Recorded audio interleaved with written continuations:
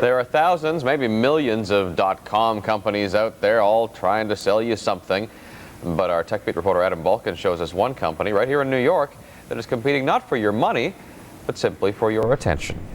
An alley nonprofit called WebLab, made up of just 4, develops innovative projects that make us use the internet for more. I fear I am failing trying to describe the company in an innovative journalistic way. What WebLab is? Best to let them take it away. There once was an org on the web that always thought 2 steps ahead. Though quite short of cash, they made a big splash. Spouting values once thought of as dead. Okay, in simpler terms, WebLab, started 3 years ago, is a program of the New York Foundation for the Arts, supported by grants. Every day, it tries to answer a few basic questions. What can we do that really takes advantage of the web as an interactive medium? We can talk to each other in ways that we can't talk to each other even face to face.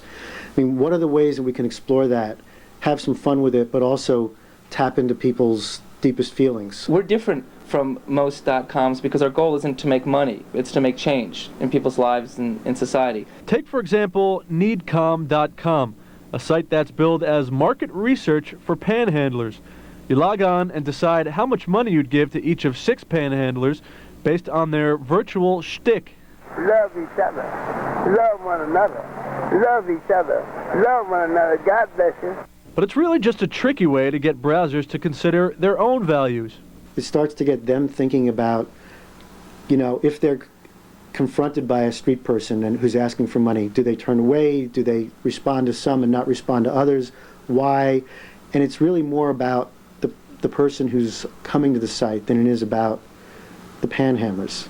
There's also Living with Suicide for people who've lost a loved one to suicide. American Love Stories, a site on relationships and interracial dating. It was linked to a PBS series with the same name. And Vague Politics, a site that lets you think about the American justice system by letting you kill your boss, then find out, depending on which state you live in, how harsh a punishment you might get if you did it for real. And every site has a spot where you can post your feelings on a subject and read others. In the mass media age that we've lived in, so many of us are taught to be consumers, and we consume our news, we consume all of our information. When you go online, there's the opportunity for you to become a producer. And if you're interested in producing an entire site with an idea you think WebLab might be interested in, log on to weblab.org and get put on the mailing list to find out when the next call for proposals is. In Manhattan, Adam Balkin, New York 1.